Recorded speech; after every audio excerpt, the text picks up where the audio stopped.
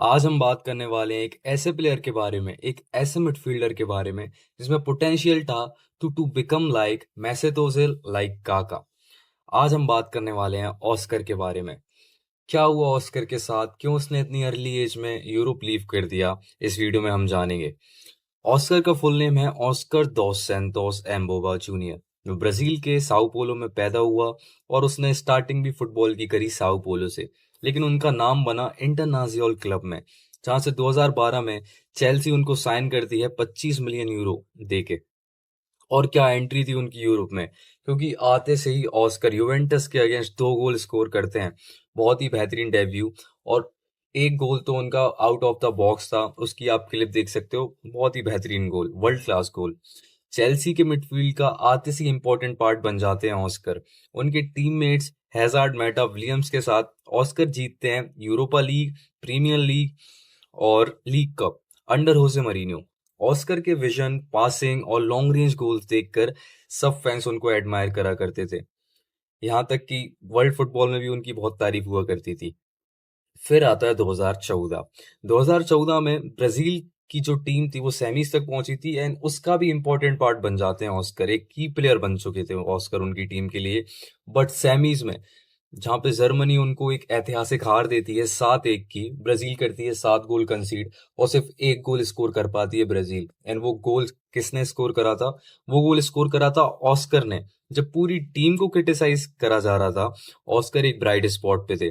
उस वक्त लग रहा था कि ऑस्कर ब्राजील की मिडफील्ड को आने वाले 10 साल तक कैरी करेगा। फिर आया 2017। सारे फैंस शॉक में थे, क्योंकि सिर्फ 25 साल की उम्र में जब प्लेयर्स पीक पे होते हैं, ऑस्कर ने चेल्सी छोड़ दी। चेल्सी तो छोड़ी, ऑस्कर ने यूरोप लीव कर दिया। इसके पीछे का मेन रीजन था उनके डिपार्चर का, कि होजे मरीनियो चेल्सी से लीव कर रहे थे और एंटोनियो कॉन्टे आए थे। और एंटोनियो कॉन्टे के प्लान्स का हिस्सा ऑस्कर नहीं थे, उनका डिपार्चर तय था। Other European clubs like Atletico Madrid, AC Milan, Inter Milan, ये इंटरेस्टेड थे ऑस्कर को साइन करने में। बट ऑस्कर चूज करते हैं Chinese club Shanghai SIPG. But why? इसको जानने के लिए हमको हल्की सी बैकग्राउंड स्टोरी जाननी पड़ेगी ऑस्कर की। अदर ब्राजीलियन प्लेयर्स की तरह ऑस्कर भी एक पुअर एंड हम्बल बैकग्राउंड से आते हैं।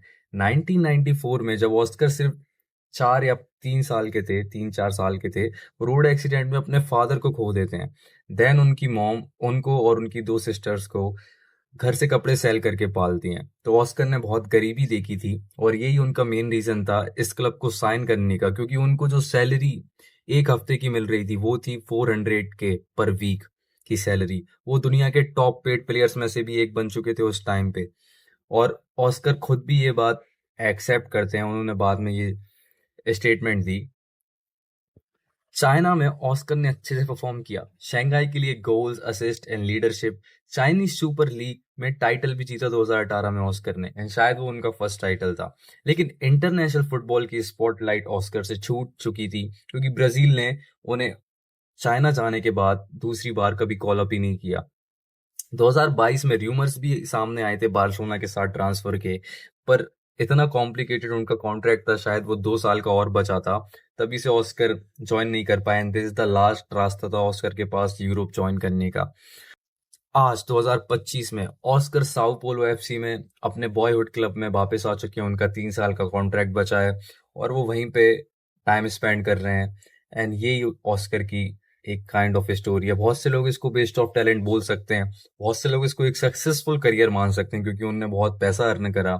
लगभग लगभग 8 सालों में ऑस्कर ने 166 मिलियन की सैलरी अर्न करी।